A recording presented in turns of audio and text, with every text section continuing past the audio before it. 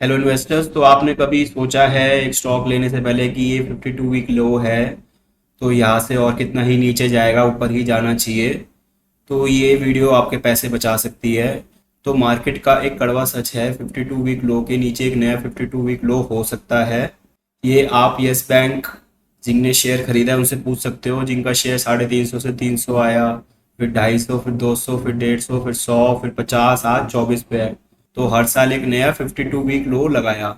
आज हम सीखेंगे डिस्काउंट और ट्रैप में कैसे फर्क करें। तो जो हम ये परसेप्शन बना लेते हैं कि 52 वीक लो है तो सस्ता है, तो इसको एंकरिंग बायस कहते हैं। क्योंकि जब भी हम कोई नंबर देखते हैं कि आज ये स्टॉक 200 का है, एक साल पहले 300 का था, तो हम अपने आप दिमाग पे एंकरिंग बायस बना लेते हैं कि ये सस्ता है। कि 52 वीक लो एक मैट्रिक है जो मार्केट में अवेलेबल है। जैसे 52 वीक हाई है, तो हम ऐसे मैट्रिक कोई से बना सकते हैं, 20 वीक लो और हाई, 25 वीक लो और हाई। तो एक साल पहले प्राइस क्या था और अब क्या है, उससे आपका स्टॉक ऊपर या नीचे नहीं जाएगा। आपको लग रहा है एक साल पहले दोस्तों का स्टॉक था 80 पे, आ गया 60% डिस्काउंट है तो ऊपर ही जाएगा, तो वो आपको एक मिथ है। और ट्रुथ क्या है कि वो जो पुराना प्राइस आप दोस्तों का सोच रहे हो वो आपने एंकर कर लिया है। मार्केट उसको एंकर नहीं करता। मार्केट को कोई फर्क नहीं पड़ता कि आज क्या प्राइस है और एक साल पहले क्या प्राइस था, क्योंकि वो 52 वीक लो और हाई के हिसाब से नहीं चलता। तो आज अगर दोस्तों का स्टॉक 80 का है, तो आपको एक डिफरेंस करना पड़ेगा उसमें कि वो डिस्काउंट पे है या उस स्टॉक में अभी वैल्यू है, जो कि हम आगे बात करेंगे। तो 52 वीक लो पे स्टॉक का आना कोई सिग्नल नहीं है, गिरने की वजह सिग्नल है।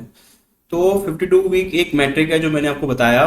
तो अगर आपको स्टॉक कोई सस्ता दिख रहा है एक साल पहले से, तो आपको दो चीज़ों से डिफ्रेंशिएट करना पड़ेगा कि उसमें वैल्यू है या नहीं है। अगर वो टेम्परेरी प्रॉब्लम की वजह से गिरा है, क्योंकि अगर जैसे कोविड में क्रैश हुआ था, सारे स्टॉक गिरे थे, कोई कंपनी स्पेसिफिक रीजन की वजह से कोई कंपनियां नहीं गिरी थी, या किसी कंपनी में एक खराब क्वार्टर आ गया है पर बिजनेस इज इंटैक्ट और उसको जो सेक्टर है वो भी इंटैक्ट है, तो ये एक अपॉर्चुनिटी बन जाती है स्टॉक को खरीदने की।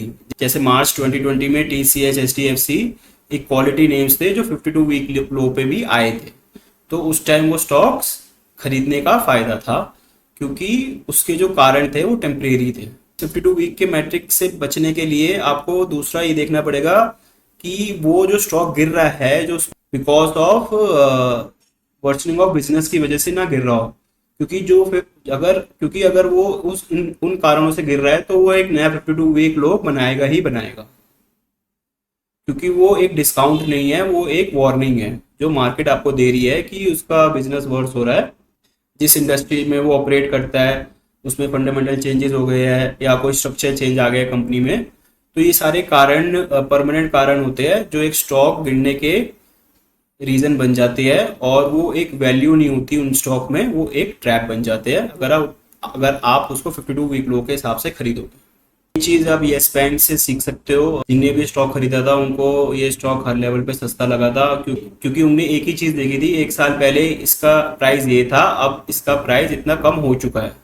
पर उसने हर लेवल पे एक नीचे लो बनाया, क्योंकि जैसे मैंने आपको पिछले स्लाइड में बताया, इसके नीचे जाने का कारण टेम्परेरी नहीं, परमानेंट एक स्ट्रक्चर चेंज था जो कोई नहीं रोक पाया।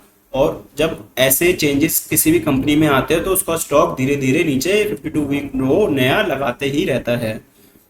2018 से शुरू हुआ, 390 का स्टॉक था, तो 2019 में 200 का आया, तो लोगों को लगा 50% सस्ता है तो ऊपर ही जाएगा अब तो। पर लेट 2019 में 100 रुपये का आ गया, तो अब यहाँ से तो वो डबल होगा।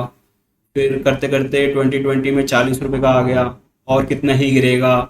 जो हमने वीडियो एक और बनाई है वो आप देख सकते हो कि अगर स्टॉक 2 डिजिट्स में है तो वो जल्दी डबल होगा। पर आज आप देख सकते हो 24 रुपये का है, जो जो अपने पीक से 93% गिर चुका है। तो आप इन गलतियों से कैसे बच सकते हो? तो अगर कोई स्टॉक आपको 52 वीक लो पे दिख रहा है, तो आपको ये 4 सवाल जरूर पूछने चाहिए कि उसकी अर्निंग्स इंटैक्ट है या नहीं है, या क्वालिटी ऑफ अर्निंग्स में कोई डिटेरियोरेशन आया है या नहीं आया है। क्योंकि अगर कैश फ्लो कंपनी में नहीं है, तो day by day it's financial will worsen off, तो और वो स्टॉक गिरेगा ही गिरेगा। मार्केट को 52 वीक लो से कोई फर्क नहीं पड़ता। बैलेंस शीट उसकी स्ट्रांग है या नहीं है, ओवर लेवरेज तो नहीं है, प्लस ज़्यादा प्लेज तो नहीं है प्रमोटर्स के, और कोई ऑडिटर्स के वर्सनिंग ओपिनियन तो नहीं आए। प्रमोटर पे भरोसा तो नहीं उठ गया मार्केट का, प्रमोटर सेल तो नहीं कर रहे, सेबी का कोई एक्शन नहीं आया है, जैसे यस बैंक में गवर्नेंस इशू हो गया था। तो ये एक फंडामेंटल स्ट्रक्चर चेंज हो जाते हैं एक कंपनी में, तो उसका प्राइस एक साल पहले था उससे कोई मैटर नहीं करता, धीरे धीरे वो और नीचे ही जाता रहेगा। आपको डिफरेंशिएट करना पड़ेगा जो ये चेंजेस आ रहे हैं वो टेम्परेरी है या स्ट्रक्चर है। टेम्परेरी है तो आपको एक कोई स्टॉक डिस्काउंट में मिल सकता है, उसमें वैल्यू मिल सकती है। अगर स्ट्रक्चर चेंज है तो वो एक ट्रैप है आपके लिए, आप उसको ना खरीदे 52 वीक लो पे देख के। तो याद रखिए 52 वीक लो एक मैट्रिक है जो मार्केट में अवेलेबल है, वो सिर्फ ये बताता है एक साल पहले प्राइस क्या था और आज क्या है, वो बाय का सिग्नल नहीं है। Quality business plus temporary issues वो एक अपॉर्चुनिटी हो सकती है टू बाय, और अगर ब्रोकन बिजनेस है प्लस गिरता प्राइस है तो वो एक ट्रैप है, आप उससे बचिए। तो गिरता हुआ चाकू मत पकड़िए, पहले बिजनेस को चेक करिए फिर प्राइस चेक करिए।